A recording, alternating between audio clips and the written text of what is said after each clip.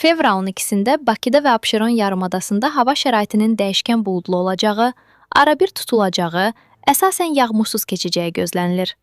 Gecə və səhər bəzi yerlərdə duman olacaq. Mülayim cənub-qərb küləyi, axşam arabir güclənən şimal-qərb küləyi ilə əvəz ediləcək. Bu haqda Yeni Sabaha Milli Hidrometeorologiya Xidmətindən məlumat verilib. Havanın temperaturu gecə 4 dərəcədən 7 dərəcəyə qədər isti, gündüz 8 dərəcədən 12 dərəcəyə qədər isti olacaq. Atmosfer təzyiqi 757 mm civə sütunundan 754 mm civə sütununa enəcək. Nisbi rütubət 75%-dən 85%-ə qədər olacaq.